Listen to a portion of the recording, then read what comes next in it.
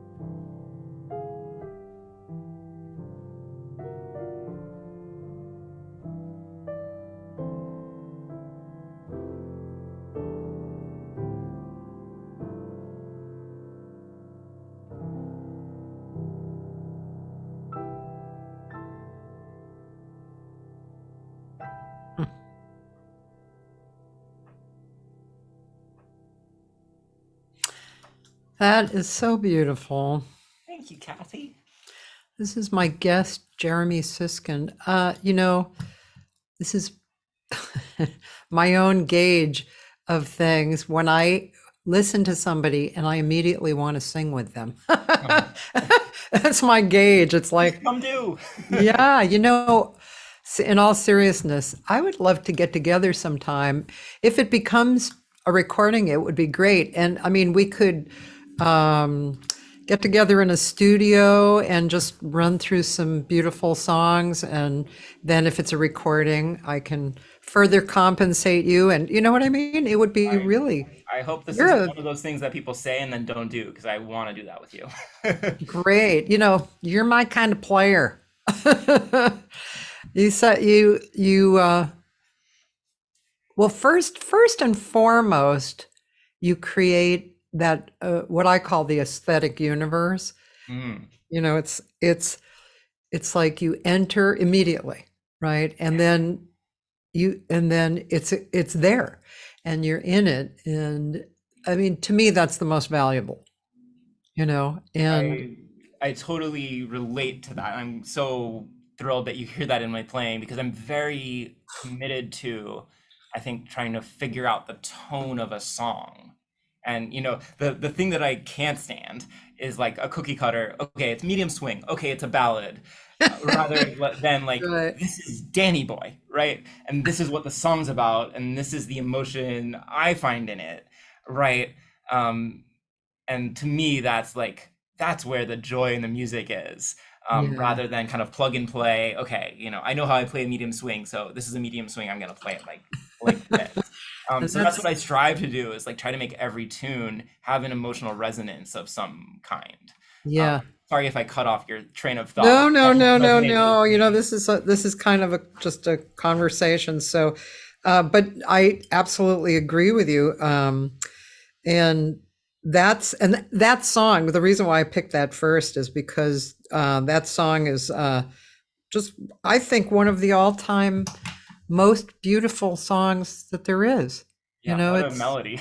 oh, And yeah, it's a little intimidating playing that because I mean the Keith Jarrett version of that is just like, and then of course there's a Bill Evans version of it, which is masterful too. But I was talking with a friend actually that do you know the Josh Groban song "You Raise Me Up"? yeah. I feel like every time I get to like the middle section of Danny Boy, I almost go into "You Raise Me Up." I feel like that song maybe like stole from Danny Boy. Obviously, Danny Boy like way comes first, Yeah, yeah, right? But I think there's something about these diatonic folk melodies that just like when somebody puts a lot of care into the way they're harmonized and presented can just be so beautiful. I Um, agree with you. so that's what I'm striving for. I'm not doing it like Keith or Bill, but I'm doing my best. Yeah, I agree with you. There's a recording that I did with a guy I worked with for many, many years, mostly in Japan, Philip Strange. You would love his playing. So he's really a brilliant player, and kind of along the lines of you and Keith Jarrett, that area. And we did this we did this crazy recording called Alone Together. I'll have to send it to you, but Love that. it was after a month on the road. So Phil was interesting. He lived in Japan and he was kind of rebellious. It was like when we would go on the road, we would do standards, but we would do them like Keith Jarrett might do them, because he didn't want to fall into that, well, this is a swing tune and all that stuff. Yeah. So we did this painfully slow version of I Didn't Know What Time It Was. Hmm. Okay. And it's almost my favorite song on the whole record, even though it's like incredibly slow and painful. Uh-huh. But yeah, Like it's when you just, don't know what time it is, right? yeah, it's like just, and I really do love singing out of the spot that it recognizes kind of a pain, some kind of a pain, a loss, but then Mhm. it also recognizes reality and hope. So I like using Mm, all of that because it's just, totally. Yeah, yeah. I love it. Yeah, and for so many jazz musicians, hope is not like a thing that they would think about playing necessarily, right? But like, Yeah, what an emotion! Like, why would we not yeah, yeah, not absolutely, play the sense of absolutely. hope? I don't know. And that's what Danny Boy has, and that's what you brought to it too. It's like there's a sweet sadness, there's definitely Yeah, some kind of a loss, but then there's this little spark of its hope, it's just like this little beauty. And I think that's what mankind is all about. Right. Well, it's one of the things like nostalgia is a fascinating emotion to me. Yeah. And nostalgia is so great because at its core, it's sadness, but you're remembering joy, right?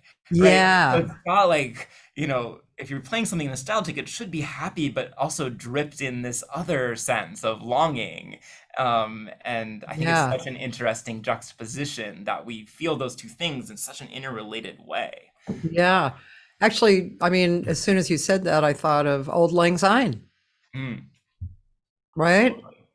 For all, what is it? For all Acquaintance. acquaintance be forgotten, never brought to mind. So that's exactly what you were describing. It's like, Yeah. you know, it's this loss, but it's this kind of longing uh for being close or longing for people you've lost or Yeah. yeah. Yeah, and I saw your interview with Norma Winston, and for me, she is so good at that nostalgia. Yeah. Days Gone By from her record with Fred Hirsch. And another like vocal thing that I love, which makes me feel nostalgic in that Danny Boy kind of way, is have you ever heard the Kate McGarry Heather on the Hill? Oh yeah. Oh, Oh, she's the queen of this stuff, right? Because yeah. once she brought her Irish heritage in, but Hmm. even before that, when she was doing standards, she was doing that too. But also then she added in the Irish heritage, and it's like, oh God, yeah. Yeah, there's Oh, something that I've Europeans have, like maybe because their history is so long. Like I feel like there's this like nostalgic folk tradition, this long, long folk tradition, and they're able to access that maybe in a way that we don't as much as Americans. But I don't know. What do I well, know about you know, Americans? but there's the genre of Americana, and I think Yeah. that has definitely has possibilities. You know who, interestingly enough, has this what we're talking about, and he's entered into the singer-songwriter world is Anthony Wilson. Okay. I don't know that much about his music, to be honest. Oh, Jeremy. I mean, I know who he But is. he's one of I think he's one of the best and a little bit underrated because he plays with Diana Krall and Uh-huh. he is one of the best guitar players I've ever heard. And I love Mm. guitar players. So I've heard a lot. But also, oh, you got to really hear him. But he also has entered into the singer-songwriter world and his songs are really good. They're very story driven, and his singing is that kind of, it's not the perfect singer, but it's really got this connection, this organic connection, Cool. and he sings both kind of like old blues stuff, like really the real old stuff, like Robert. What's his name? The Johnson? real, yes, Robert Robert Johnson? Yeah. Johnson, like that kind of stuff. Uh-huh. And then he sings his own songs, which are earthy and Americana. And yeah, and it's super satisfying to listen to him. Okay. I'm adding it to the list. Yeah. Actually, I'll try and find a link to the Sam First concert Okay. that I went to. Him and Gerald Clayton Uh-huh. and uh, Jonathan Crum on bass. Cool. So anyway, Yeah. you haven't been out Sounds up here my alley. all that long, right, in LA? No. Yeah, I'm entering. This is so you can see I'm in my office. I teach at Fullerton College, and I moved. I'm originally from Southern California, but I moved back here for this job, which opened up to be a full-time piano and jazz teacher at Fullerton College. And so this is my fifth year. So I've been here Oh, 4 years, but now a year and a half of that was pandemic, and a year of that was settling in. So I still feel like I'm kind of new to the scene and meeting people and trying to tell people who I am. So I'm appreciative for opportunities like this. But yeah, I do feel like I'm still kind of a new Angelino. you were in New York before? I was in New York for 4 years, and then I was kind of in between New York, and I taught at Western Michigan University in Kalamazoo, Michigan, for 5 years. Oh, Um, did I know that? Like, so are you friends with my best friend, Sonny Wilkinson? I know Sonny. I love Sonny. And And Ron, her husband? Greg Jaspers, who was in LA for a long time, is Yeah, the yeah. jazz director there now. So you guys sent some good people out to us. Yeah, it's a great program out there. I was really lucky to be a part of it. Oh yeah. Yeah. Yeah. And then so and you know her husband Ron Newman? No, I don't. Oh, he was a professor at either U of Michigan or Michigan State Hmm. for many, many years. He's a brilliant piano player. Oh yeah. Oh wow. Yeah, really brilliant. And one of the nicest people I know too. Really cool. Yeah, yeah. He's really good. You'd love speaking with him or whatever, musical stuff. Sorry, I missed out on that. Gonna have to go back to Michigan. I Well, feel you like I look, leave with a lot of homework here. I know, man. You look so young. Thank you. It's all the Zoom filters. I have them all turned up to as high as they'll go. Yeah, I know what you mean. I know. Yeah, the Zoom filter is very nice. Need like lighting. Yeah, absolutely. We'll hide this Um, reptilian. yeah, because I'm adding that up, and that's like about 15 years. So So I've been this is altogether, my 10th year as a college professor. okay. And then yeah, I've Then been in New York for 4 years before that. yeah, so yeah, so you're not as young as you Not in look. my 20s anymore. No, you really Let's look that young, way. man. So okay, so you started out in California, in LA, or That's where? where I was raised. I'm from Irvine. I don't love admitting it, Oh. but can't help where you're born. But it was great. When I was a teenager, I studied with Tamir Hendelman. Tamir is, Oh, you really? couldn't Cool. possibly ask for a better teacher Yeah. than Tamir. And to this day, I'm super fortunate to still call him a friend. And actually, next week I'm Yeah. going to be out playing at the Vail Jazz Festival where he's playing. Oh, cool. Yeah, I spoke to him about that. Yeah, That's so exciting. we're going to be hanging out there and maybe doing some piano duos and stuff. But Tamir's still Ah. just one of my absolute musical heroes. Oh yeah. Um, so I was really lucky to have access to all that. Nice. Very nice. And so you out of college or something, you moved to New York? Is that what happened? Yeah, I went to the Eastman School of Music in Rochester for 4 years, and then Great school, actually, huh? yeah, it was a fantastic. It's a good place to just like be a monk, like not in the Thelonious Monk sense, but just like you're just there for music. There's nothing else. So, Yeah. you're studying, you're practicing all day long, and everybody around you is doing the same, and that was pretty great at that point in my life. Isn't that a Um, great feeling? I yeah. remember that feeling too. I went to Berkeley Uh-huh. in Boston, and that was, I mean, always been a singer. My dad was a musician, so we were raised singing and all that kind of stuff. But when I got to Berkeley, it was my thing, and it was all like what you said, and just the action of writing music. I mean, everything. It was just really, really a good experience. Yeah, it felt really nourishing. It felt Yeah. really nourishing, really purposeful. And then I don't know if I would have had the courage to just up and move to New York by myself.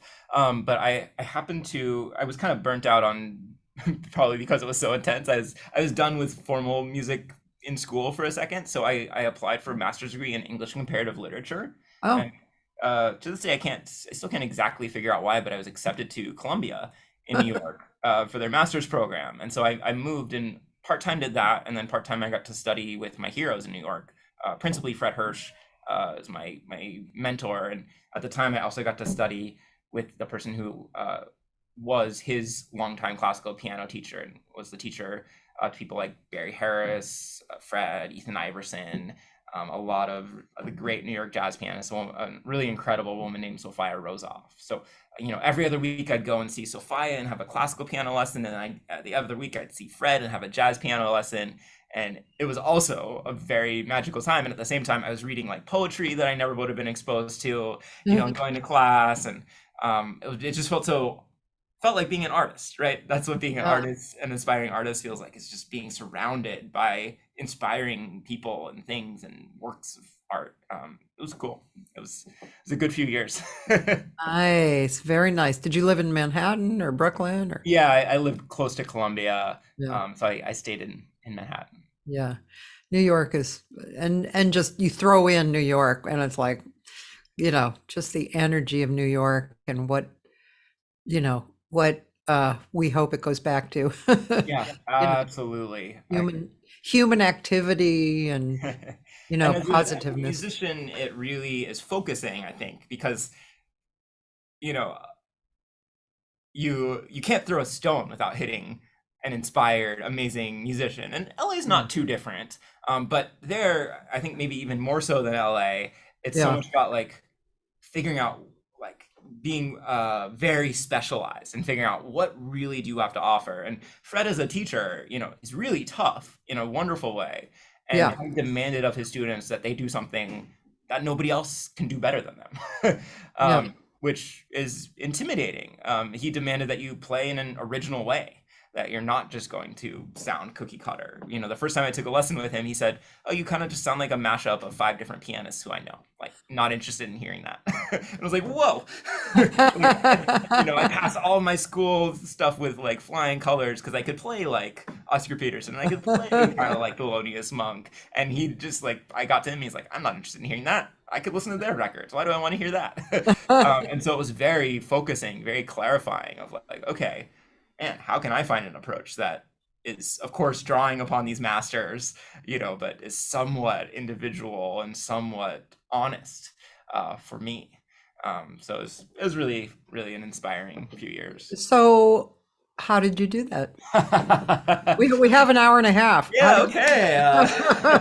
you? Well, that's a $1 million question to which I can't answer, but I think so. One thing is that I formed an ensemble, which is very different. I didn't form a piano trio. I formed an ensemble that was piano, voice, and woodwinds, which is very like some of these normal Winston groups, but very few people are doing this, and we're doing it in some different ways than she did it. I think also I studied classical music pretty intensely. I'm not an incredible classical pianist, but I'm better than most, I guess. And I especially in college and beyond, I really studied Debussy, and I could do a pretty decent Debussy impression, and I like to bring in a lot of his harmonic and pianistic concepts into my works. Um, Following in Fred's footsteps, but probably in a slightly different way, I'm really interested in counterpoint and how to create an arrangement, not so much based on top down, but based on weaving 3 or 4 voices together. And I'd say I'm also really interested, since I have this literature background, I'm really interested in working with singers as well as, even if there's not a singer, I'm really interested in getting super in touch with the lyrics of the song, the emotions of the song, and maybe sometimes presenting those in some ways that are less obvious or cue a different kind of emotion. So those are some starts to the answer to that question. But it's not a thing that you can put into words. And part of the answer is I'm not there yet. That's a lifelong struggle. It's a lifelong pursuit. But those are some of the things that I've kind of found that I think are interesting niches. I don't know how to pronounce that word, that I think are individual to me. Yeah. Well, the woman who wrote Eat, Pray, and Love, Okay. Gilbert, something Gilbert, became a movie, but it was a great book. And she wrote another book called Big Magic, which was a wonderful book, and it basically gives you permission to be creative. Mhm. She writes really well, just very, very easy to read. Anyway, what she said was uh, that uh, creativity is curiosity, Mhm.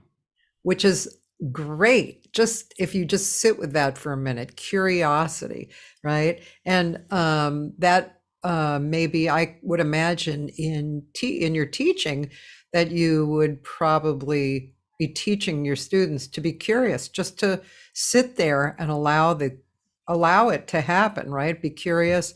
What if I did this? What can I hear that? Or what does that sound like? Or, all of that. Absolutely. I talk a lot. I don't mean to interrupt you, but you're just getting Don't me worry. excited. Don't worry about it. It's a conversation. So, Yeah, no, I always talk about the what if questions. oh, Like good jazz students, good jazz players are constantly asking themselves, what if? They're not stopping at, okay, I learned the solo, but they're maybe looking at that first phrase and they're saying, oh, it starts on the end of one and ends on the end of four. What if I make a phrase that instead of going up, does that same thing but goes down, right? Or, oh, they both end on offbeat. So what if instead of the end of one and the end of four, it started on the and of two and ended on the and of two, right? Right. Like I think that what if question is so key to being creative and, in a jazz context, Yeah. to learning from masters, but doing it in a way that actually becomes your own instead of just being like, okay, I've memorized this lick from Bud Powell, I've memorized this lick from Thelonious Monk, and I can play it in all keys. Because there's plenty of guys around who can do that, but personally, I don't want to listen to them that much. Yeah, right. I was listening to a podcast yesterday that you probably would like his podcast. Dave Douglas, are you familiar with him? Yeah, sure. So he has a podcast, Cool. and he was interviewing Dana Stevens. I love Dana. Well, and it was such a great interview. Well, first of all, Dana is so nice. He's such a Yes. really nice person. So it's nice to listen to somebody that brilliant, also being nice. But he was talking about, I think the song was Inner Urge, and how he had taken that song and he had soloed over it like a bunch of times and then listened to it and took out basically a new song. But he said, if you were playing the song, if you played the changes to Inner Urge, if you soloed over Inner Urge, it would be fine. Right. But anyway, it was just interesting to see how his mind worked and how he broke it down, which was, it's, I guess I don't know if I really write like that, like out of improvisation, but I think it's such a great idea, Also, the other thing I wanted to mention was I have this, my husband collects records. So he's not particularly into jazz. He's more into rock and blues, but he collects for me too, So when I can, I listen to a record, So the record that's been on the turntable for a few days now is Carla Bley's Social Studies, which is, again, as soon as the music starts, the universe is there. It's gorgeous. It's just overwhelmingly gorgeous to be there, And there was even one song where I didn't hear the piano. Now, if she was playing piano, it might have been extremely soft, but the horn, it was the bass and the horns, and then there was the horns were setting up kind of a line, and then like da bo ba, that kind of tempo, and then there was a soloist, a horn soloist, and it was just so interesting to I was thinking, is she playing? I don't think she's playing, So yeah, there's so many different possibilities, and that's pretty exciting. Yeah. Much of the skill of being a pianist is knowing when not to play, right? There's so many pianists with so many techniques, so much technique, but the really good ones know when not to use it. Yeah, Still figuring it out. You probably have, you're probably a big composer. Yeah, yes and no. I think of myself more as a songwriter than a composer. I don't really get into writing big long works. And I don't really write for large ensembles much unless people ask me to, in which case I'm super happy to. But yeah, my main group that I'm writing stuff for, I write a lot of solo piano music. I have a collection, maybe you read about it in your homework that you did, called the Perpetual Motion Etudes, which is 9 etudes for solo piano, and those are through composed. And then I write a lot of what I kind of consider songs for my chamber trio with vocals and woodwinds. Excuse me for 1 second. You just made me realize that I never totally understood the word through composed. What does that mean exactly? To me, through composed means that there's not improvisation. Okay. That's all notated. Okay, great. Wow. I had no idea that that's what it meant. Okay. And I'm sure some listeners didn't know that either. So I'm glad I asked. Someone might correct me that they have a better definition, but that's how I use the term. Yeah. So yeah, I do like composing, and I've gotten the chance recently to do a lot of arranging for some concert artists, which has also been really fun. Nice. Yeah, so a little bit of everything. Let's see. I'm gonna I want to share the screen and go to your YouTube, your YouTube place, and maybe we could hear something you mentioned, or Yeah, you want to listen to one of the Perpetual Motion Etudes? yeah, Probably if you go to playlists there, you'll see a playlist for the Perpetual Motion Etudes, I think. right here. Yeah, not that one, the one to the right. Oh, That's just going to be me talking, which nobody wants to oh, hear. right here. Okay. Yeah, exactly. There's the Etudes. Maybe Temple Bells is a nice one. It's not too aggressive. Okay. Now, I might die out a little bit at some point, but I think these are okay to play with the powers that be, like YouTube and, you know.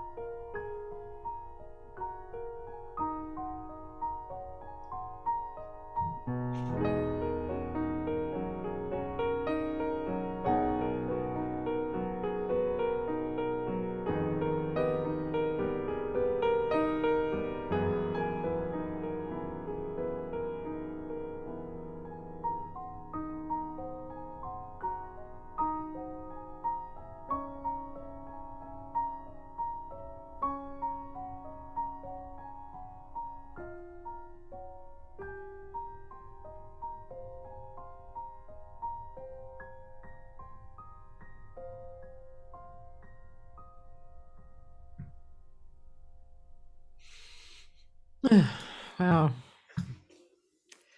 Very beautiful. Very, very beautiful. Thanks, Kathy. Yeah. Yeah. Um, so wow, that is, and now that I know what through composed is, it's even more impressive because I think if I had listened to that without realizing that you had written everything you're playing, um, Let me hold you on that thought because these pieces actually have a through composed version, but for the videos and the recording, I actually do improvise in the middle. oh, So there is a middle section. I led you astray.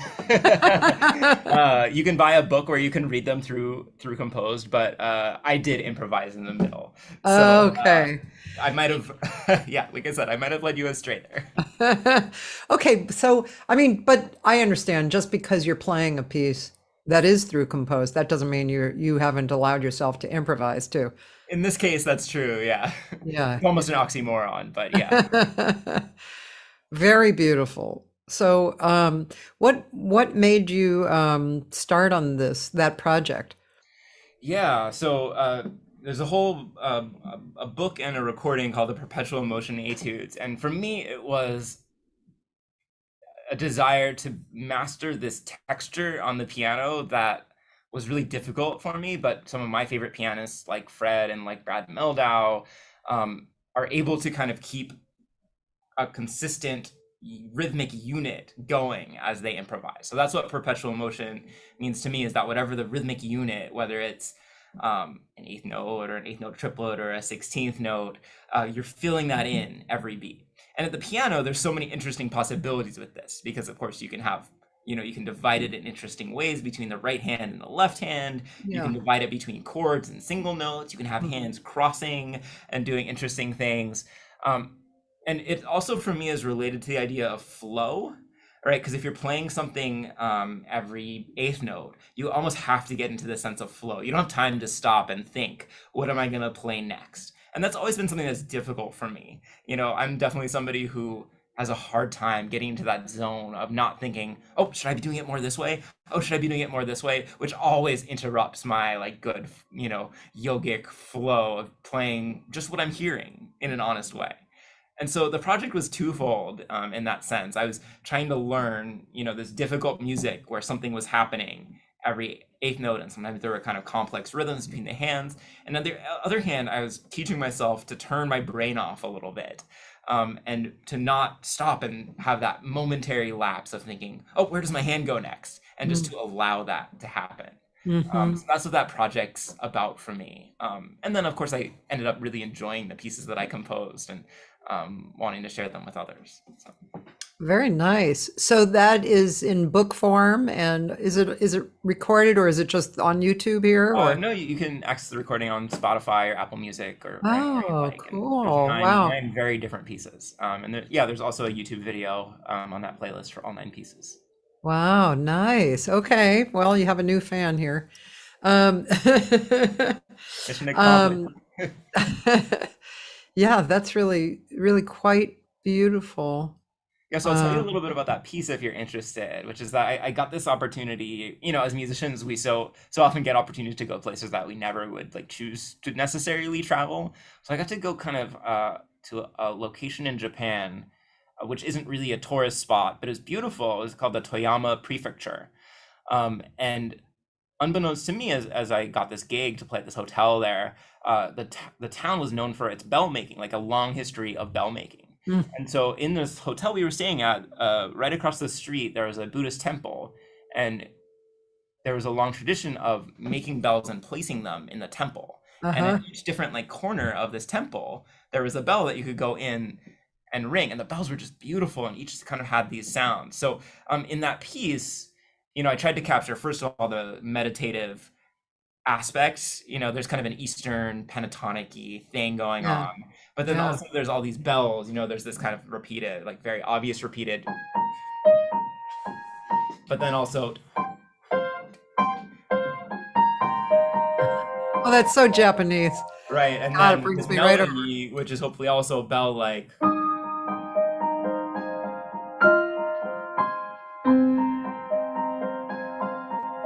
So there's almost these three kind of interlocking bell elements going on in there, that hopefully also kind of evoke a little bit of that Japanese thing, a little gamelan-ish, and that's certainly something. I mentioned Debussy already. That's certainly something that Debussy was inspired by and wrote a lot.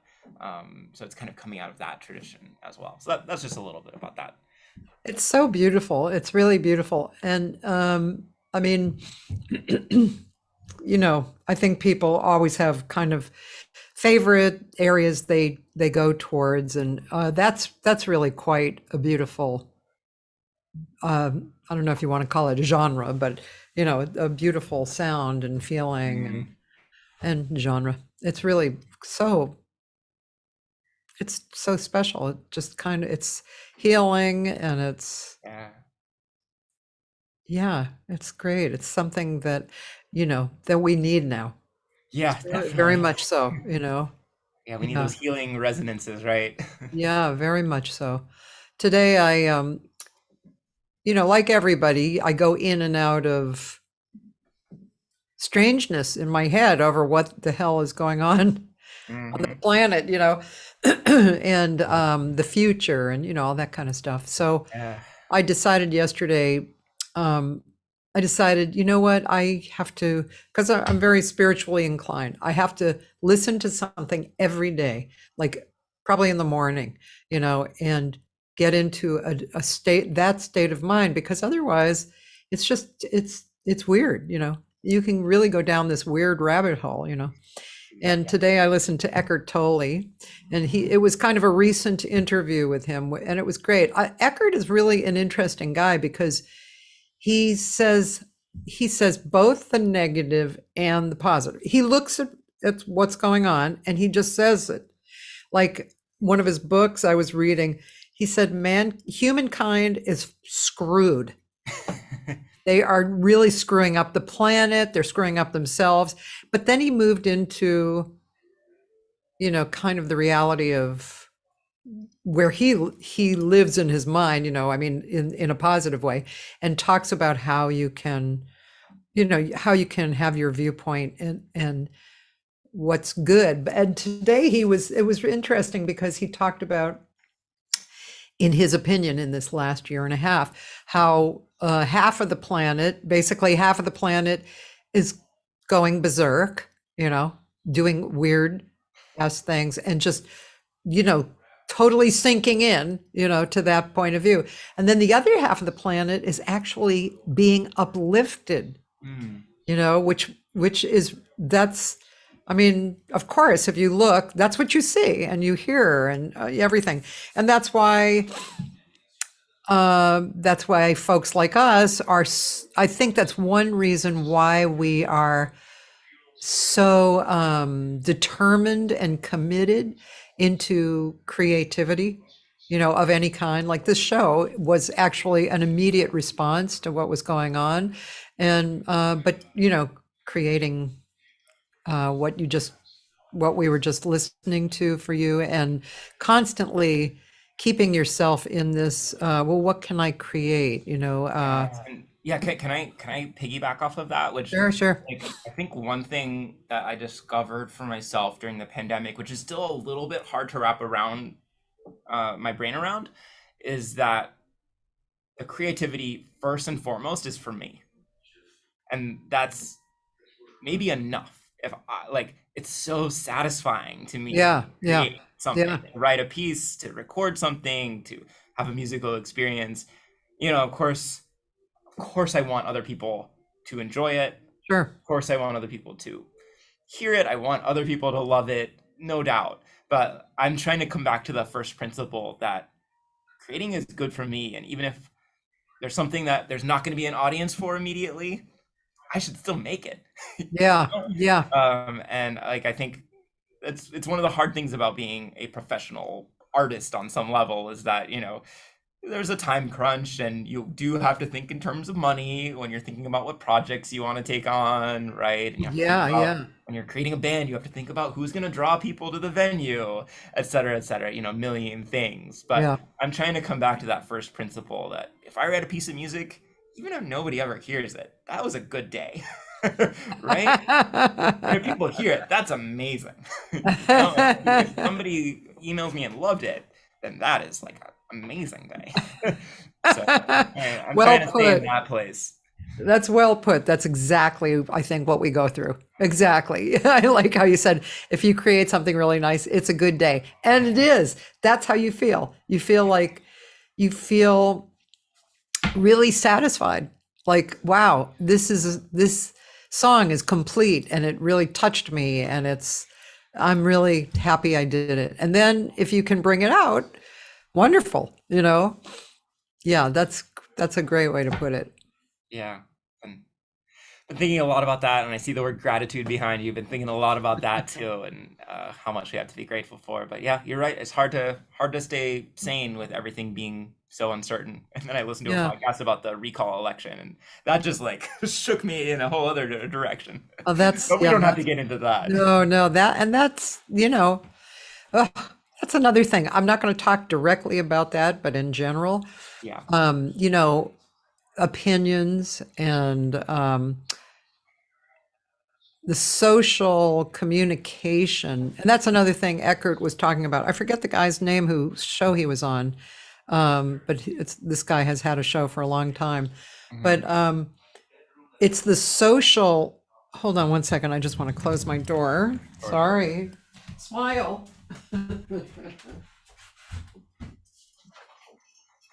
I think my microphone picks up a lot of stuff. So I have to make sure that my husband's not out there talking. I did it So while you were gone. okay. So yeah, the social interaction of that's like when he was talking about more people who are a little bit more crazy, Okay. not a little bit more crazy. Let's put it that way. I mean, look at Afghanistan. I mean, that's like superbly crazy. But on that side of the line, it's like people are so stuck. That's what they believe. They don't want to see anything else. And communicating with people, there's all these different layers, right, of communications and posting, God forbid, posting things that you believe, somewhere like Facebook or something. I mean, I've definitely gotten attacked for my viewpoints. And I always said, I'm not the smartest person in the world, and I certainly have not researched as much as a lot of people research, but I have my opinions. And it's okay, and I'm willing to talk to you, but don't yell at me for my opinion or don't rip me apart for my opinion. It's my opinion.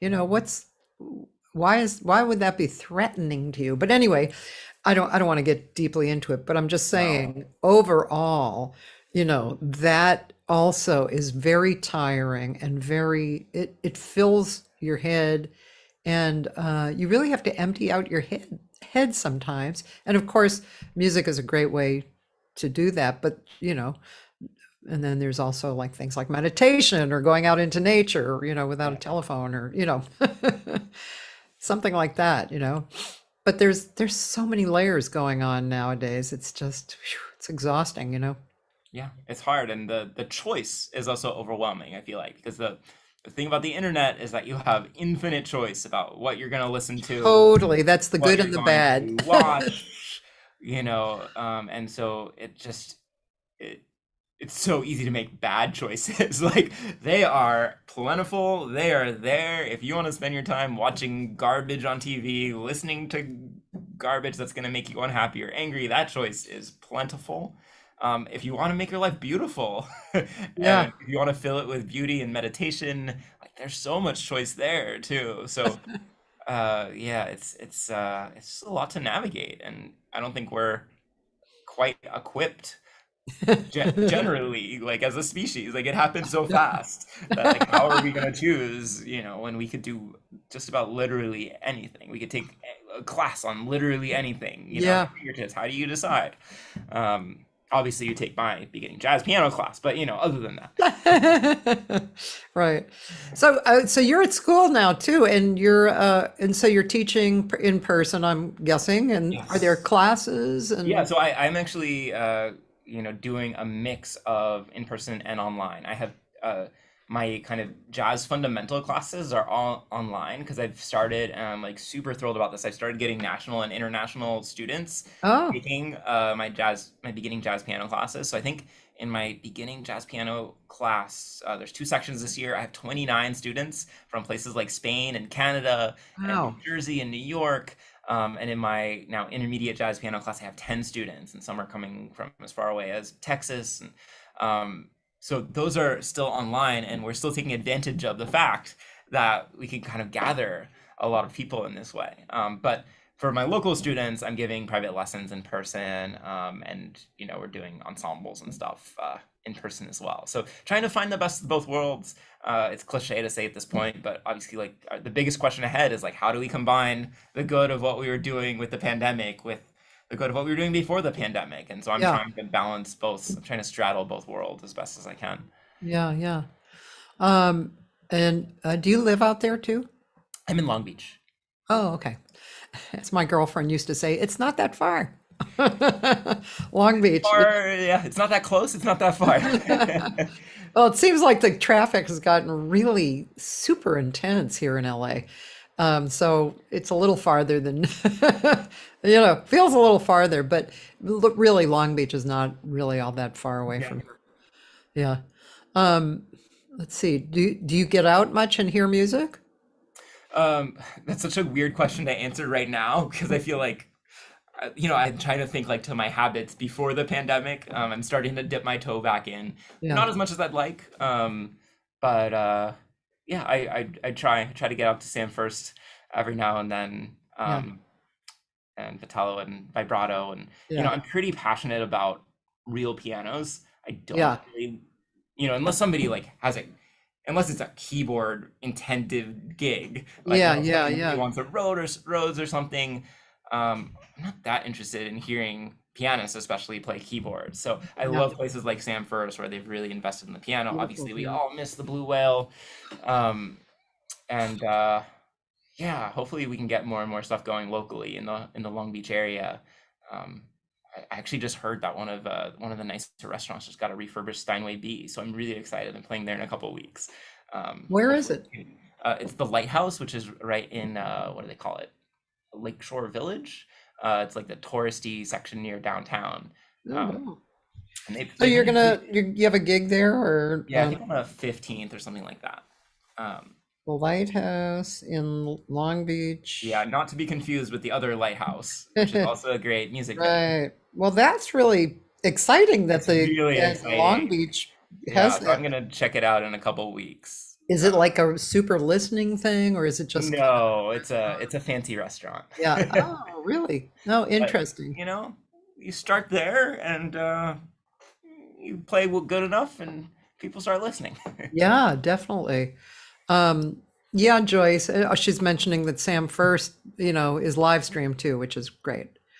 My friend Dan Davila has been doing this lately for me, which is great. He's been, um, I'll share the screen with you so you can see what he's been doing. He's been giving me uh, all music credits, Oh, cool. which is cool. You worked with Nancy Harms. Oh, you know what? I think I saw you, Yeah, that's how we first met. right? Yeah, yeah, yeah. At Vitello's, right? Yeah, very, very possibly. Yeah. Yeah. So I'm sure you've done more than this, right? Um, I don't know if I've done that much more than that. There's probably, it doesn't look like oh yeah, some of this is on here. Um, yeah, there's a couple recent Stacy Griesbach projects that aren't on there, but I haven't done a massive amount of recording. Who, just an interesting name, Shaoli. Yeah, Shaoli's a great saxophone player originally from Israel, who I think he actually lives in Liechtenstein now, or Oh, Luxembourg, or one of those really tiny countries, but really fantastic saxophone player. Um, yeah, and Western Jazz Quartet, was that from Michigan? yeah, that was the faculty quartet from Western Michigan. How did I know? Yep, you Western figure you cracked Jazz. the code. um, cool. Now there's you um you have another group, right? Which you wrote for. It's with you mentioned it before, the vocalist Yeah, so and the Housewarming Project, and Nancy sings with that. Housewarming Project. Oh, I didn't realize it was Nancy on this. Yeah. Okay. Yeah, so that's a trio with piano, vocals, and woodwinds. And the idea from my perspective is that, we're all jazz musicians, we're all improvising, we're all, some of the charts are more lead sheets, some are more through composed, our fun word of the day.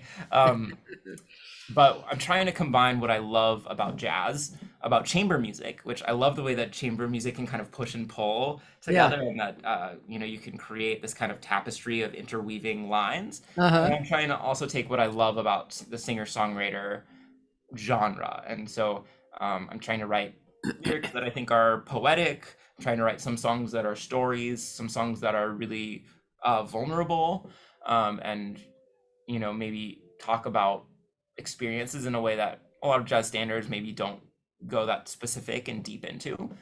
So it's kind of trying to mash up these three things that I love. Um, and we actually just recorded a double album, which will be released in March. I got this amazing grant from Chamber Music America. And so I wrote about 20 songs all around the subject of rebirth, because we're having to think about that a lot in society. And I think personally too, we're all thinking about who we want to be, how we want to be. Um, so it takes a lot of different angles. A lot of it's based on works by great poets, people like Rumi, people like Derek Walcott, the St. Lucian poet, people like Edna St. Vincent Millay, and just taking all kinds of different views on the prospect of rebirth. Wow, apparently you're on this side of the line that Eckhart Tolle was talking about this morning. I'm trying to be there. Well, I'm sure you have something a little, not maybe not this project, but a little something on Yeah, YouTube. we have a ton of videos on YouTube actually. If you go back to my channel, you will find that at home at play Or playlist. playlist. Okay. Oh, I see. Okay. This is a ton of our videos. Let's see, what would be fun? If you can cook or if you can read, you see it down there, number 6. That's a fun Yes. one. Okay.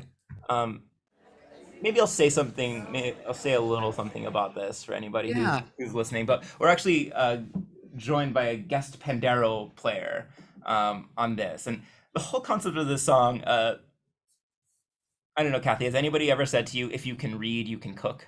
Like, just follow the directions in a cookbook, and like Yeah, of outcomes will course. fit. Yeah.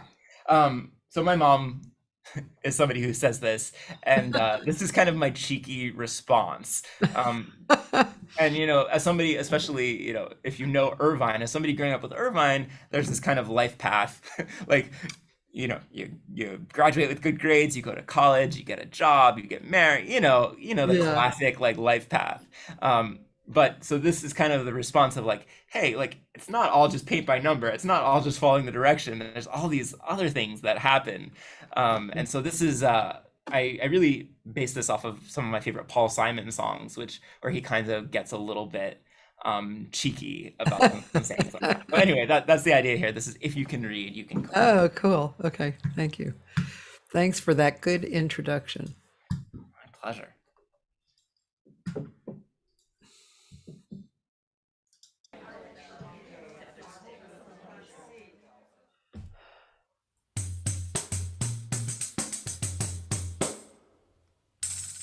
If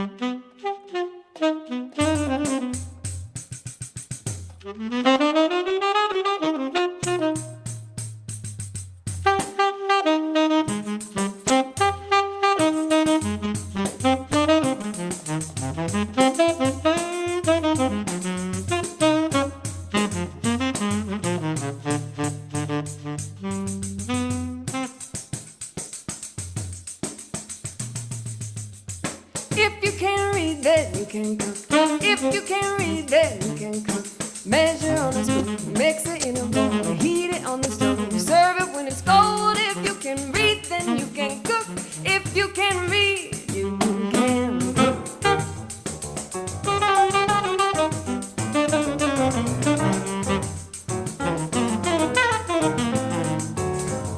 If you can read, then you can cook. If you can read, then you can cook. Buy the berries fresh at the corner store, glaze them like a chef, make them beg for more. If you can read, then you can cook. If you can read, you can cook.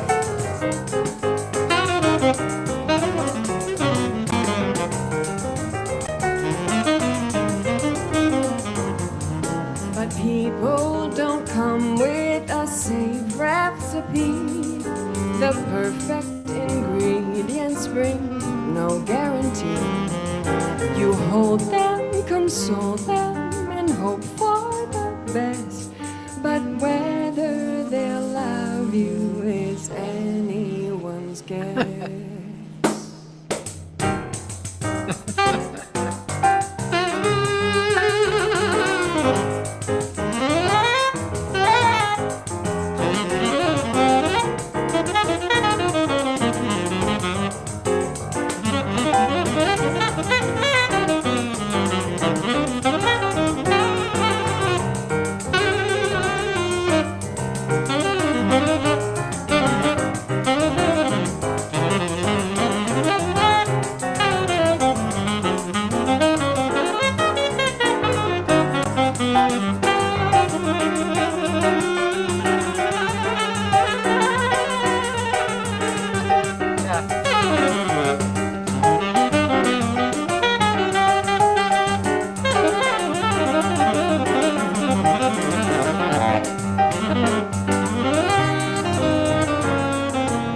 Lovers don't boil down to teaspoons and cups. To locate a soulmate takes timing and love.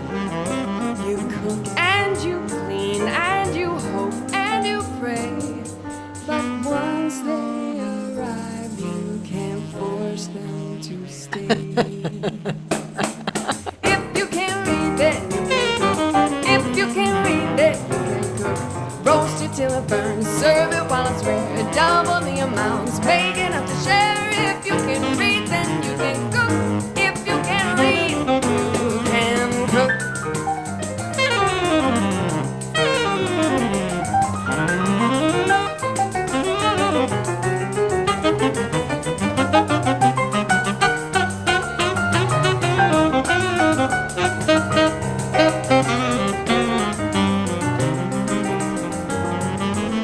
Cake's like a lover who makes your heart leap. You beat all the eggs and you drape it with sweets. If only my lover were more like a cake, my heart wouldn't mind all the beatings it takes. If you can read, then you can cook. If you can read, then you can cook. Add some curry paste, pour a little spice, salt it to the taste, plate it over rice, read the instructions from a book. Oh, if you can read, you can cook. Oh, you can cook. Well, you can cook. You can. You can cook. That's great. Thanks. Oh, wow. That's really Usually- cool. Yeah, we usually play much softer, more intimate things, but that one's fun. That one's in party mode. Yeah, so That's that's that's Lucas a very Pino funny song. on the tenor saxophones, Nancy Harm singing, and that was our special guest Dana Grodnik playing Pandero, just to give the correct credits. Very nice. Where was that done? So that was a house concert. What's fun about that at home at play video series is half of the videos are from a gig at the Blue Whale, and then half of the videos are from a house concert that we did in San Diego at the house of my friend Brenda Martin, who might be watching. Hi, Brenda. And that group specializes in house concerts. We've done about 150 house concerts in 25 different states now. And we love playing for those intimate kind of venues like you could see there. Yeah, yeah. Yeah, it's really great. Yeah, that was an interesting room because you could see the doors were, Yeah. well, the walls were a little bit inward, right? It wasn't like a big open. Right. It's not how she usually has it set up at all. She kind of made it into this incredible salon space, but it took a little bit of redecorating. Oh God, I hope I can go back to that day. You know, we used to have large parties, and so we have a music room where the instruments are, but it's kind of a redone patio from the original house. Then there's the kitchen, which, you know, of course, everybody hangs out kitchen area, you know, right? And so we redid our kitchen last year, and we took out a little bit of counter areas, and we opened it up quite a bit, and the doors to the music room, I kept wanting to break down a wall there so that you could just but in the end we couldn't because it was a supporting wall, right? So I was like, oh, okay, fine. So my husband and I, while the kitchen was getting redone, it was about a year, this last year, and so the doors on the music room were off, right? And we actually grew to really like it. And since I teach at home, but my husband, you know, he can move around the house. He doesn't have to be in that room. So we decided to leave the rooms, the doors off. So now I'm really dying to have another party because now it's almost like taking out the wall. You can really see into the music room. So it'll be really much nicer if we can ever get back together again like that. Yeah, I know. Right? How much am I going to invest in that? Who knows what the future holds? Yeah, really. Well, that was really cool. Yeah, I really enjoyed that.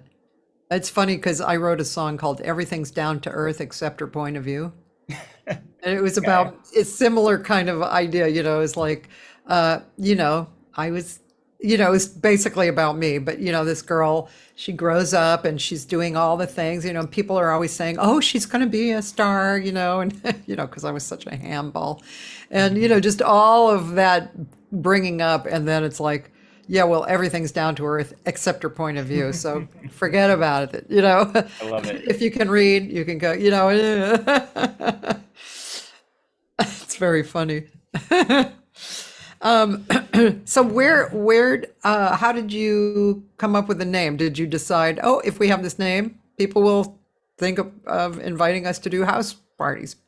No, it kind of came the other way around. That we did a bunch of house concerts after we released our first album, and then the second album I wanted to kind of reflect on that, and also I was kind of just interested. A lot of the songs had to do kind of centered around a theme of domesticity, and so I came up with, I really like this word housewarming. Like, I think it's just it's a cozy feeling word, and so that album was called Housewarming, and so then kind of going forward we called the group the Housewarming Project. So, cool. And so the group is basically still together, right?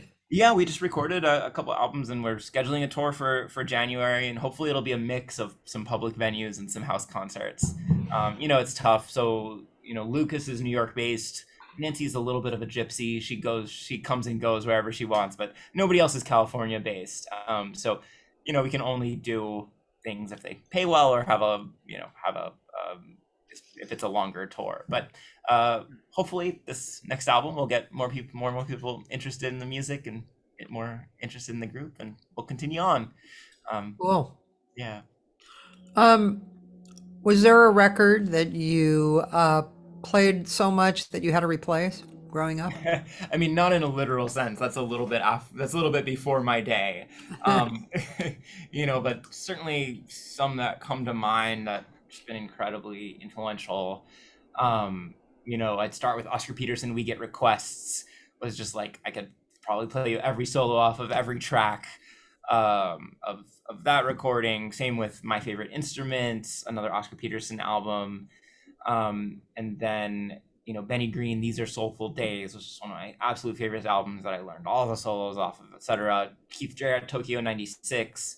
And then, some more modern people, Fred Hirsch's album, Songs Without Words, just completely changed my life.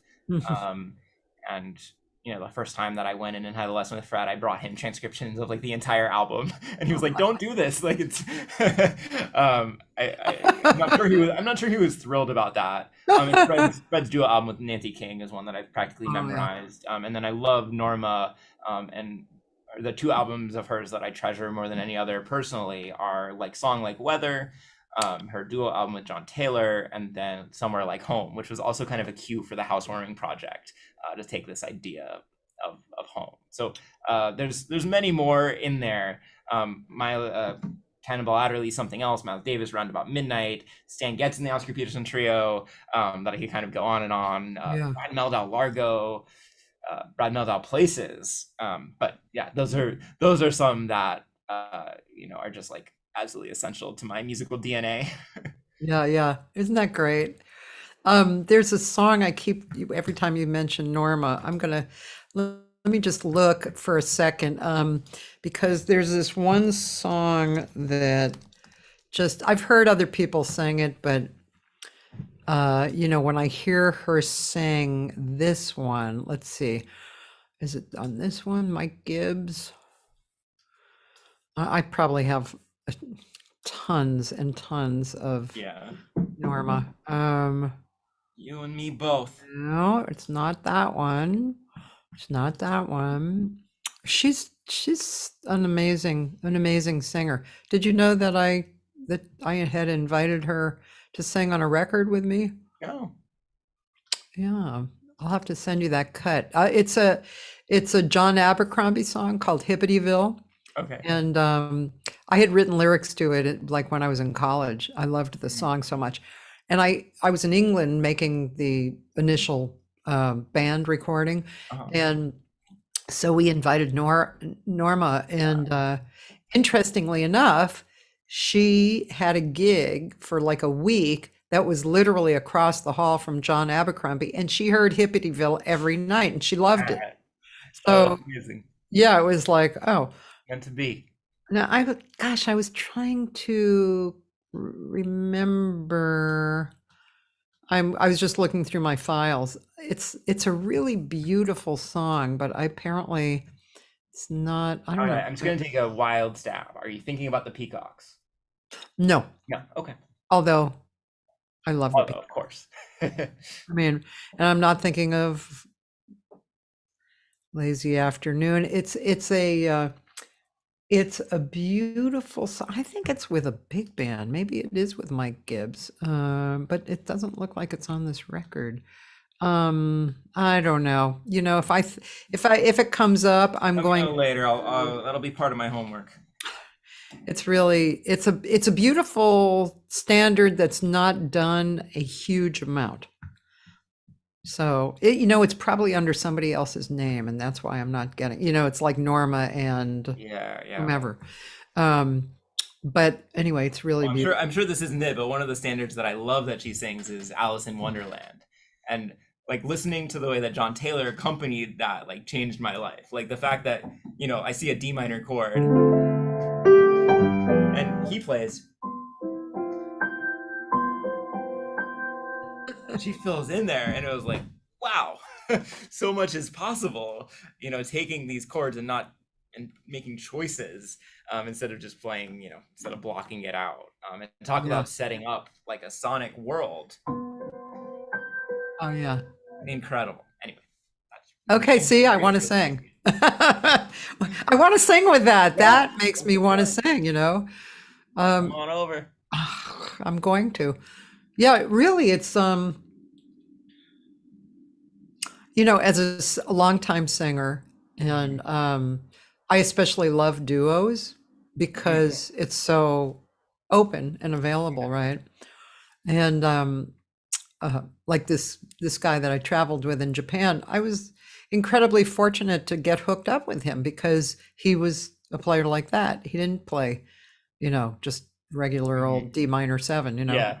And yeah, it's just it's beautiful. I I talk weekly with some more improvisational. Well, they're artists. It's like a group of artists who are improvisational, jazz, and classical. It's kind of a mixed group. It's really interesting. It's led by Larry Livingston, and Larry Livingston was the dean of USC, and he's a conductor, and he's actually an improvisational pianist, and he's great, and really kind person. And Stephen Nachmanovich, who wrote a book called Free Play. Oh yeah, I've read that book. Yeah.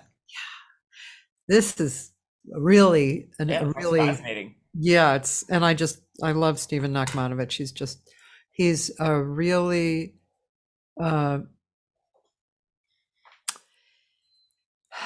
he's smart, and he's sensitive, and he's a great improvisational violinist. Yeah, it's inspirational, you know, speaking with him week after week. And yeah, it's just it's fun. It's really good. It gives you a lot of life lessons, and also, you know, creative lessons that you can bring into your music or whatever, you know. That book was like my Bible for years. And It's a cool book. yeah, isn't it great? Yeah, I really like it. I need to go back to it. He wrote a second book too, Okay, what's the second book? 25 years later, The Art of Is. So that actually just came out like 2 years ago, maybe. Okay. Which is just funny because it took him 25 years to kind of get the second book together, you know. But Free Play, you know, the art of improvising. Let's see, what is it? The art of improvising improvisation in life and the arts. That's what it is. Yeah, really great book. I think just as great as Effortless Mastery, but you know, a lot of people know Effortless Mastery too, you know. Much better, I think. Did you know that Berkeley created a department of effortless mastery? No. Yeah, it's probably about 6 years ago already. And Kenny's actually the leader of it. I didn't know that. Can you imagine going to school to learn how to deliver this subject of effortless mastery? What a cool thing. Yeah. It's kind of mind-blowing. Yeah. Fred Hirsch was thinking about writing a book, and he was thinking about it. I hope I'm not telling any stories that I'm not supposed to tell, but I think part of what was in his head was like a little bit of a rebuttal to effortless mastery, and he was like, mastery is not effortless. Like, you have to spend a lot of time practicing. Like, if you think that mastery is going to be effortless, then you're in the wrong business. And you know, I think he was interpreting some things in a way that they weren't exactly meant, but his point was also well taken, that it's like, you know, if you're spending too much time in that effortless mastery department, like maybe go to a practice room and take a theory class and get your scales together, right? Like, you got to do both. You got to That's funny. You got to do the work, and then That's you need to learn how to put that work aside. Yeah, and of course, work. of course, but it's just funny that he would go there. Yeah, no, I think it's pretty funny. Yeah, that's very funny.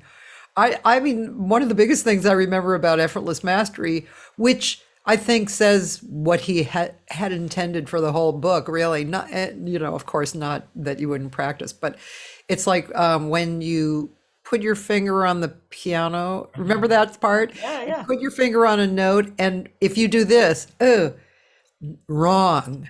It's this, and it's like, oh, what's that? Where can I go with that?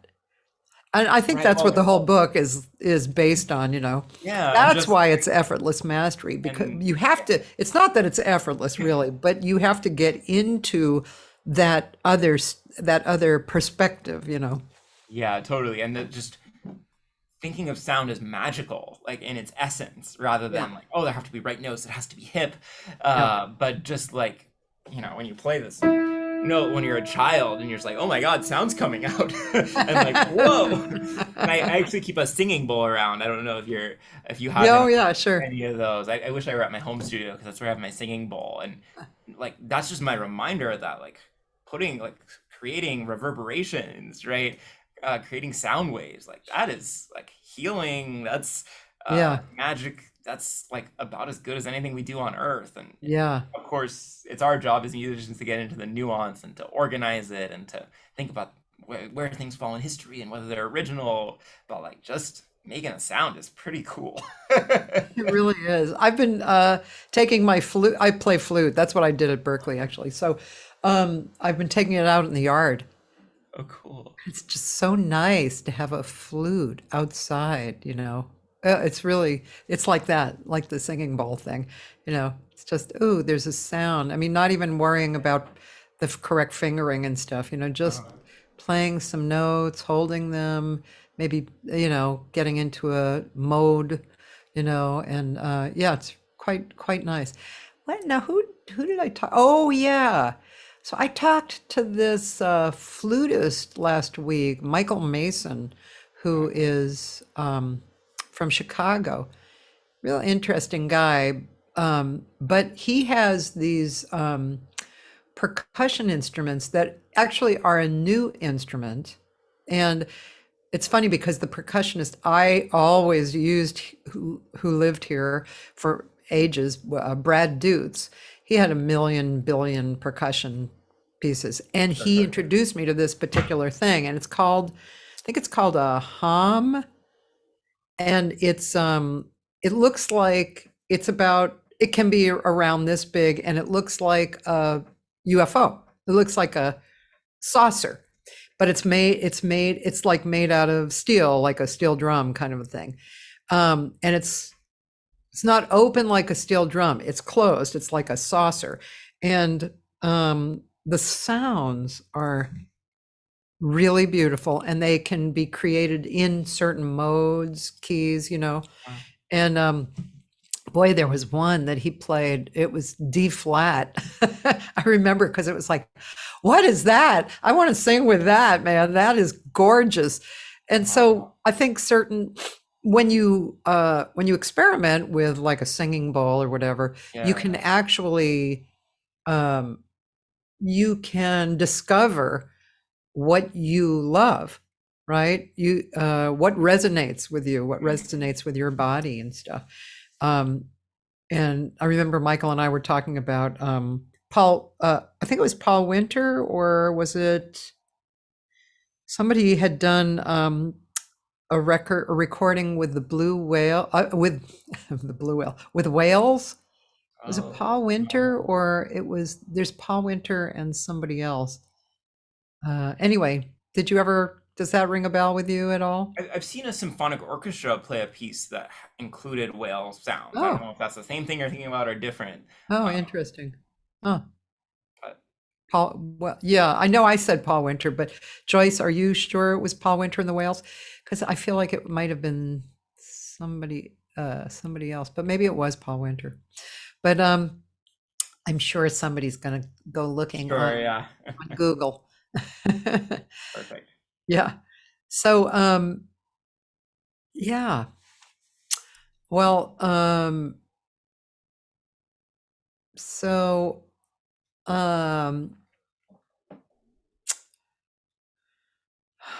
you know, I used to ask people what their definition of success was, but I kind of stopped because it was kind of obvious, you know, through the conversation. Please what tell the me. person thought.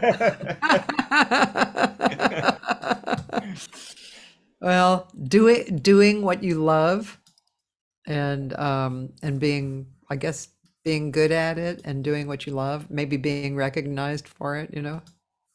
What do you think? Great question. Yeah, I mean, I think there's what we aspire to like want success to look like, and then there's what like deep down maybe we feel like success is. Like, I mean, like my why for why I do what I do is I want to create things that give people meaningful experiences, Yeah. and if I feel like I'm doing that, that feels pretty successful, and I think I could honestly say, even if I wasn't making a ton of money, if I was playing concerts or releasing music and people, had a lot of people responding and saying like, wow, that song that, like really brought back memories or really filled me with hope or really, uh, made me rethink something in my life. Like, man, I can't imagine more success than that. Yeah. And, of course, the bigger a platform you have, the more chance you have to put your stuff out in the world. So, I mean, there is an aspect where, you have to be a little bit known to have that experience. But to me, that's like the quintessential success for me. See, it worked, ladies and gentlemen. I asked him the question and he actually gave a unique answer. Thank you. And I do a lot of educational materials too. And I hope that, obviously nobody's going to respond as emotionally to, an educational book, but hopefully, somebody is also going to find that being really meaningful to their life if it prompts them to experience music in a way that they never had before, right? I've got a lot of educational videos on my YouTube channel, and hopefully when people write me back and say, oh, that unlocked a thing, that explains something I never understood. And that gives me a lot of joy too, to really add something, to contribute something to somebody else's journey musically it's pretty cool. It's pretty special. Yeah, absolutely. Yeah. I'm sorry, I was a little distracted on that because Joyce was saying, Paul had done whales, wolves, birds, correct. And Rothenberg, which actually, Joyce, that's really interesting that you brought up David Rothenberg, because he actually right now is combining with Stephen Nachmanovich, and they have been recording these projects with birds, and they are wonderful. So Stephen's playing violin and David plays lots of different things, horns, but maybe he plays other things. I mean, they're using some electronic keyboard things, and it's beautiful stuff. It's really beautiful stuff. Yeah. Yeah, I'm trying to think now. God, I'm forgetting my friend's name. There's a great lady who teaches at the Vermont College of Fine Arts, among other places, and she's a really good jazz pianist. But she's been writing pieces that involve bird sounds as well. I'm scrolling over here on my side through the faculty list because I really want to remember her name because she's fantastic, and I'm just completely blanking. But yeah, she's been going out. I don't know if these people you're talking about are doing their own field recordings. Yes, they are. And doing her own field recording. Yeah, they are. They're migrating going in out. different ways. Yeah. And I'm going to come up with her name in just a second. I've scrolled through the L's, so she must be coming up soon. I'm so embarrassed. It's too much to remember. Ask me something while I finish scrolling. Okay, So I'm looking at my cheat list here. Let's see. There's these questions, that let's see. Some of these questions just do not fit.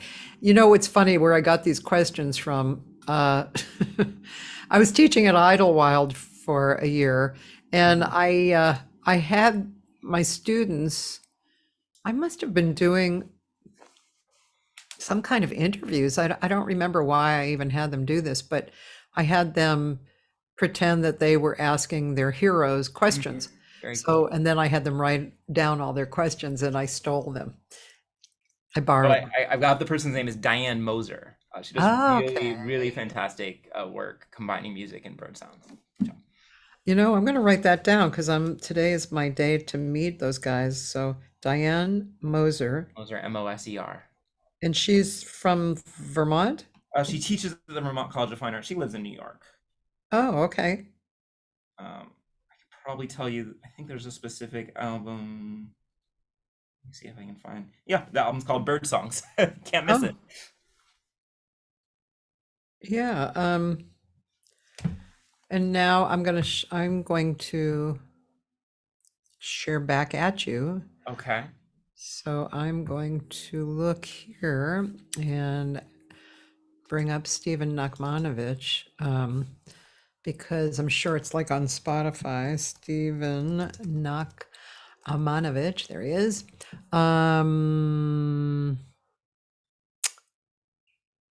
Oh, interestingly enough, it's not here.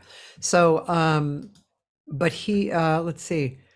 I know that where are they on Apple Music? I'm trying to remember where. Oh, maybe if I go to his site.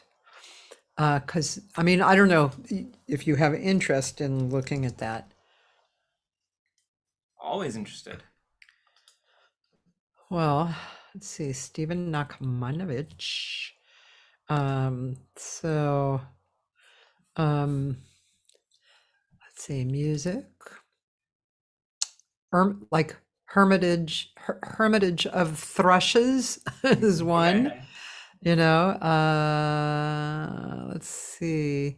He keeps putting out great stuff. Let's see. Interestingly, I'm gonna have to find where those bird songs are Yeah, listed. I see it on Bandcamp here. Oh, okay. Yeah, Bandcamp. That's probably it. Right. Yeah.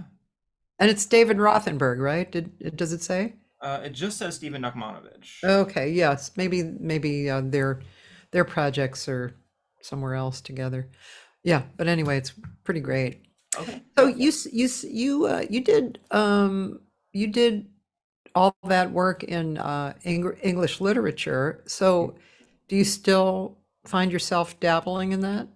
Yeah, so I write the lyrics for my songs for my project. So Yeah. I don't really, you get an English degree. I thought it would be like, oh, I'm gonna have to do a lot of creative writing, but that's not what it is, right? It's studying great works and then writing like scholarly papers about it. So I am still a really avid reader. I have a little bit of an addiction to buying and reading books. That's definitely like my meditative happy place is reading, and I love chasing down rabbit holes of different authors who really inspire and move me. I don't do a ton of creative writing otherwise. I do a lot of I have a bunch of instructional music books out that I referenced before, and so in that way, maybe that degree made me a little bit more qualified to write some instructional books than if I hadn't done all of that study. So those are the ways that it comes into my life, a lot through just reading and inputting, some through lyric writing, and I love doing that. One of my long-term dreams is to write a full musical at some Oh, point, cool. and then doing that instructional book writing. Oh, that's great. I love that idea. Um, and when you read, do you read a particular genre? Do you like? Um, I I definitely prefer more modern current fiction. I do both short stories and novels. I'm, I aspire to be a person who reads poetry, but in truth, I don't spend a ton of time reading poetry. Um, Although, when a good poem hits, Yeah, I know. that's a really good feeling. But I'm reading There's a right now. there's a Spanish author in the other room in my bedroom. Then every now and then Pablo, I forget, but I mean, it's translated, which is interesting because obviously the people translating it have to be poets as well, Pablo Neruda. Neruda? Yeah, Yeah, beautiful stuff, yeah, really beautiful. yeah. Um, I'm reading the short stories of Joy Williams right now. He's an incredible writer. I mean, yeah. And I feel like when literature is done well, it makes you see the world through a new set of eyes, and it makes you so much more empathetic as a yeah, person too, if you can really yeah. read something and understand the perspective of another in that deep way. So I think I'm it's a good thing reading for the the. world, and it makes me feel good. Have you read the Overstory? The over story, no. That's a Pulitzer Prize winning book, and I highly recommend it. It's really an interesting book. It's a little big, and I've been going through it on a slow pace, but it's kind of these chapters, almost short stories, Hmm. different, different individuals, different characters, but there are this general theme of trees kind of in each story, some kind of a relationship with trees. Now I'm about 3/4 of the way through, and now these people are starting to Hmm. be part of, a connecting story, and it also it brings a lot of science in a very easy way to about trees, and so it's ecological, and but it's beautifully written, beautifully written book over the over story. Okay. I got a lot of homework. I'm adding it to the list. Love it. Do you have lots of books by your bed, or like me? I'm a one book at a time person. I read something from Oh, start to finish, and I will finish wow. it even if I don't like it. I Oh, I just like, maybe it's a little bit obsessive compulsive. I need to read the whole thing and just know. But yeah, you know, I'm a I like how one book I like man. how you say maybe it's a little obsessive compulsive. It's very And nice of you to admit that. yeah, you can focus on more than one storyline at a time. Not me. I don't know. I can't. I don't have that kind of No, memory at my age. I forget which book it was, but I wish I had not read 1984 last year. I really wish I had not read it, because it definitely sits in the back of my mind, and, adds to what we were talking about before about, the, the strangeness that goes on. And it just, anyway, but there's a set of books that he wrote, like there's Animal House, Mhm. Animal Farm. Animal Animal House is Farm. different. Sorry, Animal Houses was a different thing. Animal Farm. Then there's another one, There's I Down think, and Out in London and Paris is the other one that I'm really oh, familiar with. Um, or maybe it was Animal Farm. It was one of those books I was really not liking. mhm. I did not like it, and I put it down several times, and then I picked it up because I thought, well, I should finish this book. But yeah, it wasn't 1984. 1984 unfortunately held me in its Yeah, grasp. for better or for worse. It's a rough one. It's a rough Wow. one. But I know you have to go soon in about yeah, 5-10 minutes, right? yeah, about 5 minutes would be great. Okay. So, how do you deal with your workload? This is something that I have a good answer for. Do I put it into practice? Not always. Um, yeah, I mean, like every musician in the world, I'm doing multiple things and working multiple jobs and projects and trying to make time for my practice. So yeah, I mean, the things that I do, I'm a full-time college professor. Um, I writing about 2 books a year, probably. I'm doing 2 YouTube videos a week Oh uh, my God. for my channel, and then trying to be creative on different levels. Whether that's just playing a gig with somebody, doing writing an arrangement for somebody, or doing my own projects. So um, I try to do a lot of what we call time blocking. I'm sure you are familiar with this in some way, which is scheduling your free time and, treating those commitments with the same kind of dedication that one would treat a commitment to somebody else. So I try to schedule in my practice. I try to schedule in my creative time. I try to schedule in relaxation and recharging time.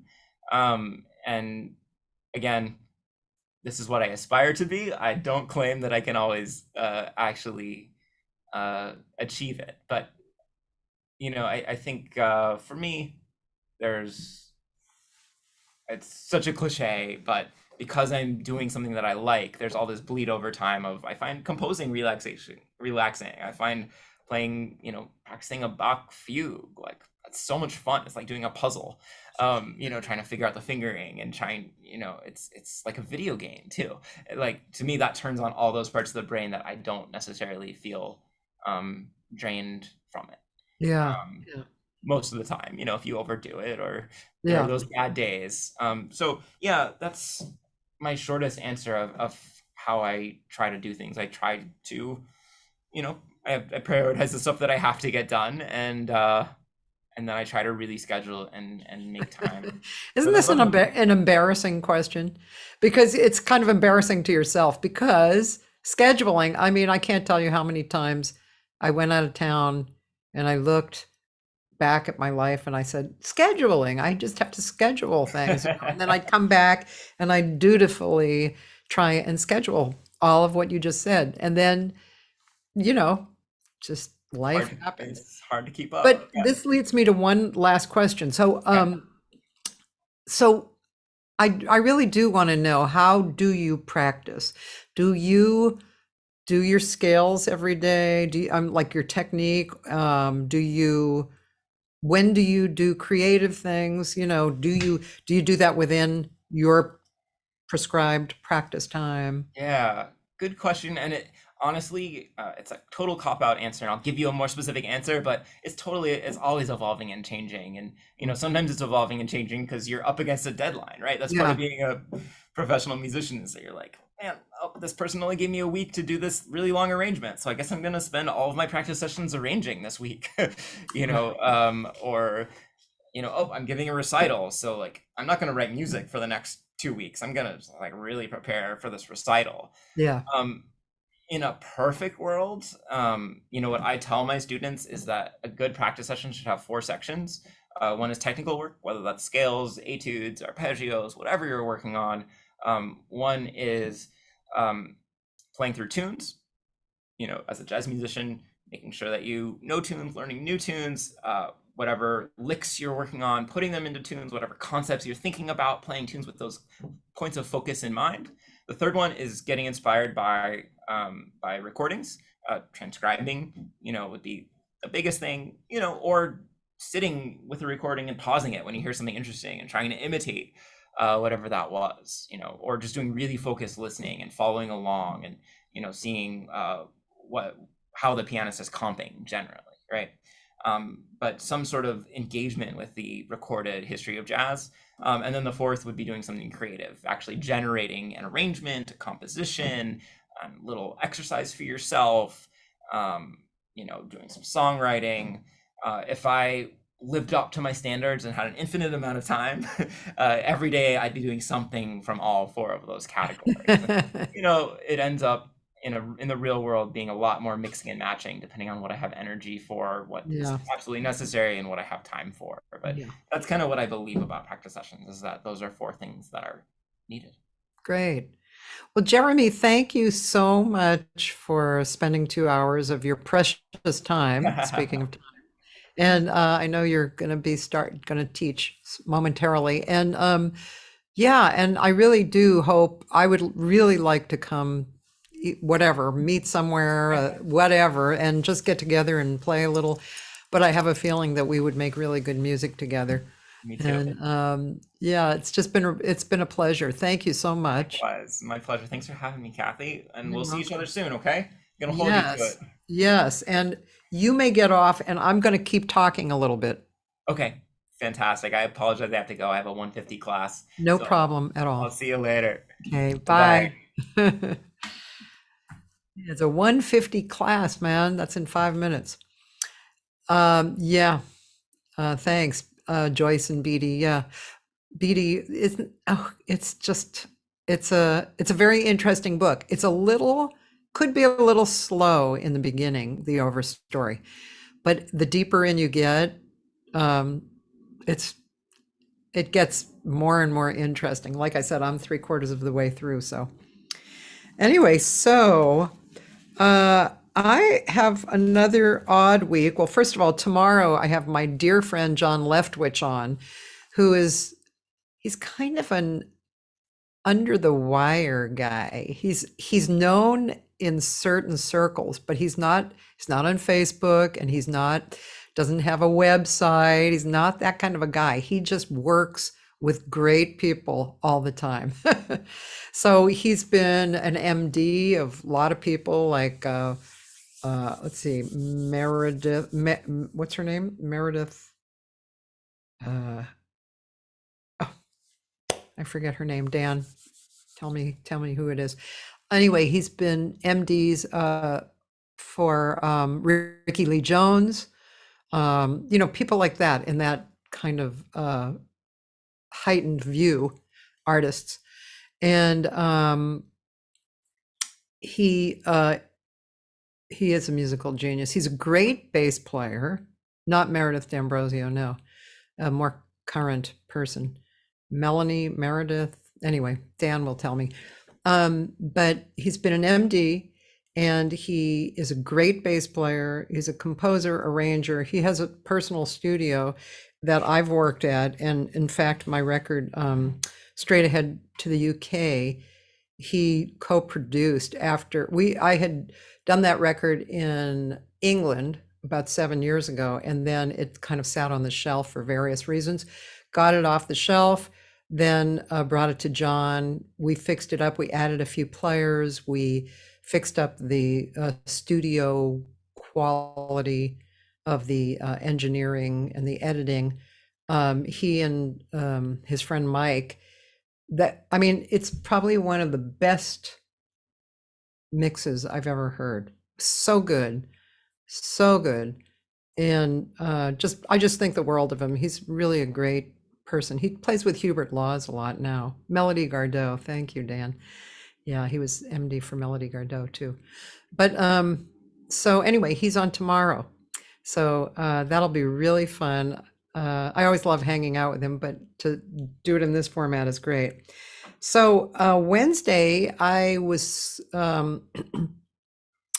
set to interview a singer here named Mark Christian Miller, really good singer, and he also does booking and managing.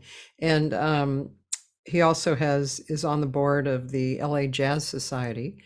And but he actually works during the time our show is on. So we're going to do it tonight.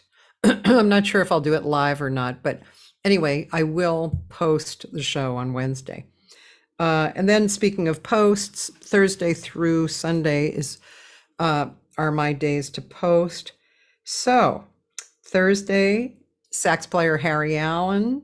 This is from the archives. Friday, Paul Krabick, drummer, raconteur, as I say. Saturday, great singer from the East, Chicago, I believe, Sharon Clark, really good singer. And Sunday, I was honored to interview Mark Isham. Mark is a very, very well-known composer, arranger, movie scorer, trumpet player who's been in the business for years. Years ago, he may have been one of the first people to use an EWI. And it was a great conversation too. He's really a cool guy. So that's the rest of this week. Next week, you can always find out who's on by looking at my website, but the live people are Jerry Watts, bass player. Speaking of playing with a lot of amazing people, including a lot of Brazilian people, he's on Monday. Tuesday, Wayne Pete, who's a pianist, composer in the more modern jazz direction, and he has had his own studio for years. He recorded live for me my group, The Moment, at the Blue Whale, and he's great. He's really wonderful. Kenny Burrell only used him for live recordings, as a matter of fact, for his big band. And then Wednesday, a woman who has been keeping jazz going in Nashville in a really big way for the Nashville Jazz Workshop, Laurie Meacham. So as I said, you can look on my website. Now, one thing, if you are in Los Angeles and you are wanting to come out and hear music, or you're wanting to come out and jam, okay, Joyce, I will. If you're wanting to come out and jam, there is a place I've been working at for a few years called the Conference Room in Playa Vista. It's really nice. You can feel very comfortable. It's outdoor patio. It's beautiful. And the food is wonderful. The vibe is great because the owner is great. And so I have a great band. And this Thursday, September 2nd, I'll be playing there 6:30 to 9:30. The first set is me, and then it's a jam session. So those of you who feel comfortable coming out to jam, come on out. And those of you who just want to watch, it's really nice. The band is great. This week it's Dave Arnay, who I've been using there a lot because he's really good. He can cover a lot of, like, he can cover just kind of supportive standard jazz playing, but he also can stretch out as well, which I love.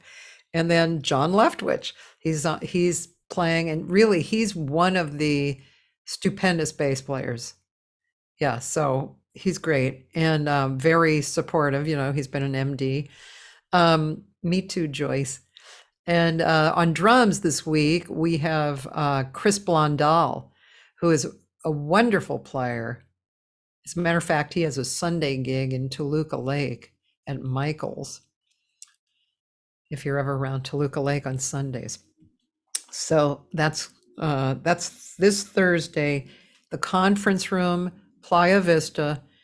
I suggest that you go on my site and see the information, especially about the parking, where the parking is.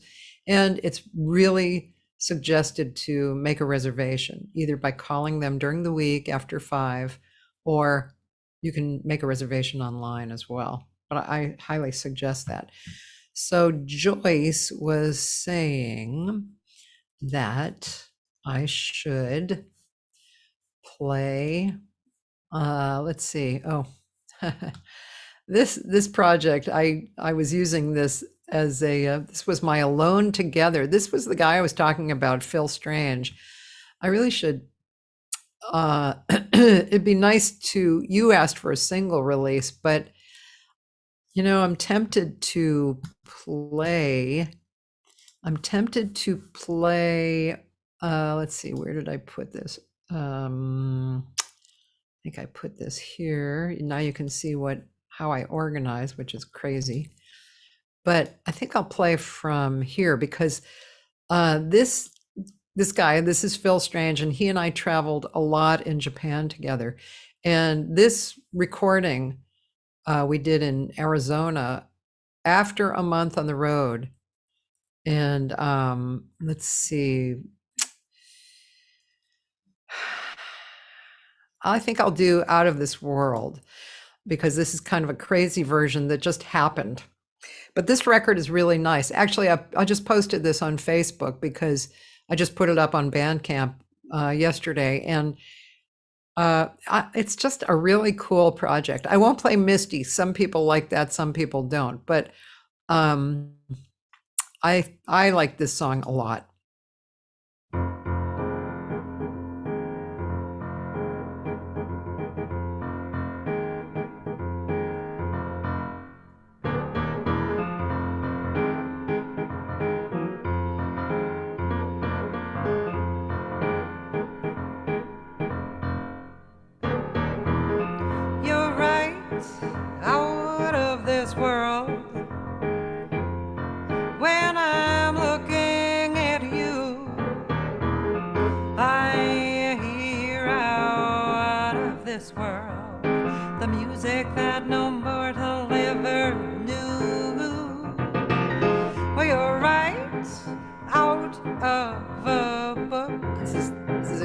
A fairy tale I read when I was so high. On no armored knight out above was more enchanted by a Lorelei than after waiting so long for the right time, after reaching so long from the long and lonely nighttime, and despite time, here you are.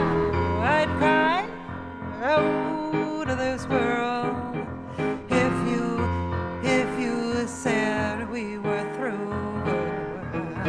So let me fly out of this world and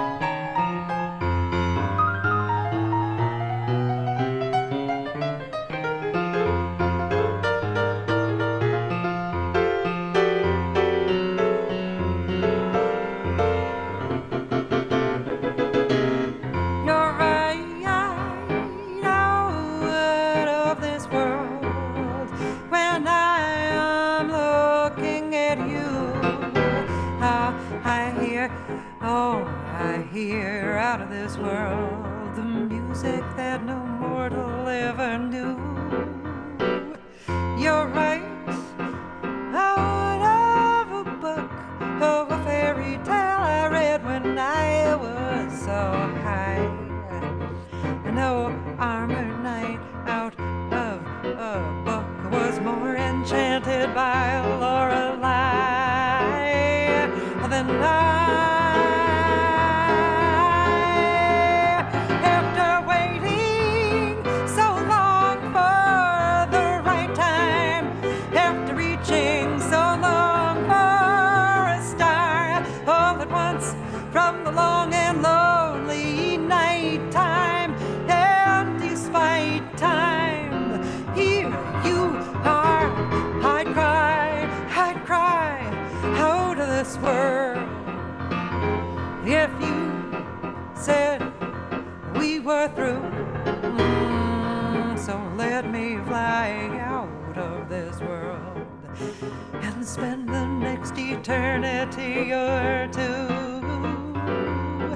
with you.